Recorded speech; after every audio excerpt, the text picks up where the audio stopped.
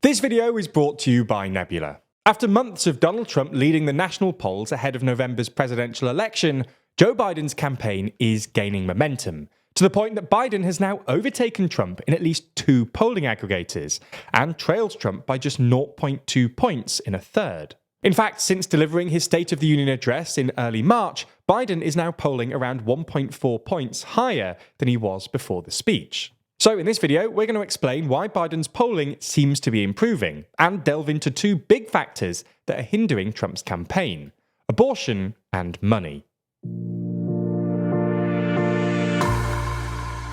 Before we start, if you haven't already, please consider subscribing and ringing the bell to stay in the loop and be notified when we release new videos. There are a number of coalescing factors as to why Biden's polling is on the up. For starters, consumer sentiment is up, and voters' approval of Biden's handling of the economy is rising, up 5 points in the last month to 41%, which admittedly is still not particularly high. Secondly, since his State of the Union speech, the Biden campaign has really kicked into gear, more on this later, while at the same time the news cycle has not been good for Trump, with a lot of focus on his myriad of legal troubles and ongoing Republican state-level efforts to restrict abortion. Again, more on this later. Additionally, some commentators have suggested that now Trump and Biden have secured their party nominations, the reality of a Trump-Biden rematch could be setting in, possibly helping Mr. Biden. So those are the numbers. Let's now look deeper at 2 main reasons why the Biden campaign is on the up, while Trump's is seemingly lagging: abortion and money. It's nearly 2 years since the US Supreme Court overturned Roe v. Wade and ended 50 years of constitutional protection for abortion rights. Despite time passing, abortion remains a highly potent issue, as Republican-led efforts to restrict or ban abortion continue state by state. In a sign of how abortion is putting Trump in a tricky situation, he put out a statement earlier this month outlining his position. Trump declined to endorse a national ban on abortion and said that abortion limits should be decided by the states, which is effectively the current patchwork approach in place since the overturning of Roe. Clearly, Trump has recognized that Republican-led efforts to restrict or ban abortion have proven to have galvanized pro-choice Democratic Party voters. But by trying to find something of a middle ground to limit this political damage, he puts himself at odds with sections of his conservative base. In fact, his statement was met with criticism from some of the country's largest anti-abortion groups. But Trump's position on abortion naturally also leaves him vulnerable to attacks from Democrats. After all, in that video, Trump himself declared that he was proudly the person responsible for the ending of Roe v. Wade. The Biden campaign was quick to pump out videos and messages highlighting this fact, as well as saying that Trump hadn't actually ruled out signing a nationwide abortion ban into law if congressional Republicans passed one in the future. Then, just a day after Trump's statement, the issue became even more salient as Arizona's Supreme Court upheld a long-dormant 1864 law that almost entirely bans abortion and makes performing the procedure punishable by up to 5 years in prison.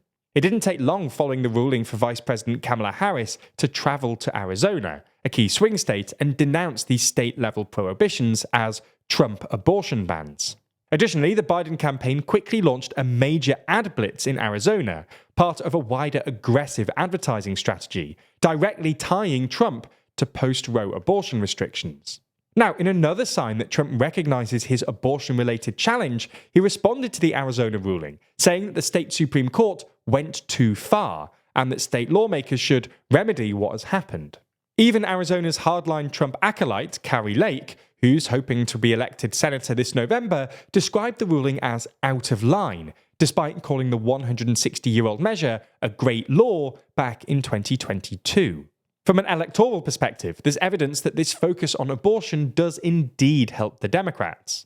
The Democrats' outperformance of expectations at the 2022 midterm elections, in which they denied Republicans their much-anticipated red wave, has in large part been attributed to the Supreme Court's overturning of Roe v. Wade earlier that year. So it's no wonder that Democratic strategists unsurprisingly see abortion as playing a key role in securing Biden's re-election. Now let's move on to money. It takes many things to run a successful presidential campaign, but money is definitely one of the most important. And in the fundraising battle, Joe Biden is comfortably beating Donald Trump. Biden raised more than $90 million for his campaign and the Democratic Party in March, meaning he and his party ended March with $192 million cash on hand. That's more than double the $93.1 million held by Trump and the Republican Party. Biden has held two main advantages over Trump in this regard. One, Biden faced only nominal opposition in the Democratic primaries, allowing him to build a significant campaign war chest since announcing his re-election bid last April. Meanwhile, Trump, despite being his party's frontrunner, had to fight through an expensive Republican primary. And two, Trump has been bleeding money because of his various legal problems. In fact, Trump's main fundraising arm, the Save America PAC, spent nearly $50 million in the year to March 2024 just on paying his lawyers. And Trump himself just recently paid a $175 million bond while appealing the judgment in his New York fraud case, having been unable to pay up the full $454 million. Now, having more money than your opponent obviously doesn't guarantee you an election win, but it does give you greater resources for A, paid advertising, and B, running a ground campaign to get out the vote. The Biden campaign is putting its money to use, significantly outspending Trump on digital advertising at the moment, and more broadly, spending millions more than Trump on political ads, including a huge amount on ad buys scheduled for the crucial run-up to the election. Meanwhile, on the ground, media reports suggest a sizable disparity between the Biden and Trump operations, with the Biden campaign boasting hundreds of offices and staffers across the key battleground states, while the Trump campaign, which hasn't disclosed its staffing levels, is, according to reports, playing catch-up with just 5 full-time staff members in each swing state. Now, none of what we've said in this video means that Joe Biden can sit back and cruise to re-election. Far from it. Despite his apparent momentum in the polls, the numbers do not make easy viewing for Biden, whose approval rating remains pretty poor. Polling is still essentially neck and neck, and polls that account for third-party candidates suggest that Biden still trails behind Trump. There are also just under 7 months until Election Day, plenty of time for all manner of things to happen. Plus, Biden can try all he likes to make the election a referendum on things like abortion and democracy, but ultimately it's up to the voter. If instead the economy is in the front of their mind when they go to vote, then that could benefit Trump instead. That's not the end of this story either. So if you want to dive deeper into this and other stories, we have an exciting announcement. That's because it was revealed, in Variety no less, that we're building a new product with our partners at Nebula, called Nebula News. Let me explain this exciting announcement. In an increasingly polarized and confusing world, it's hard to find news that matters and that you can trust. So every day, the TLDR team curates a selection of videos that matter most in the world right now, handpicking a feed of content which should keep you up to date with everything you need. That means no more overwhelming feeds of news coverage, and instead just the stories that matter most. Videos produced by the brilliant creators on Nebula and curated by the TLDR team. It's truly the easiest way for you to keep on top of the news that matters to impress at your next wedding, dinner party, or whatever your life entails. It's not just curated news content brought to you directly by us. Nebula also features exclusive original content.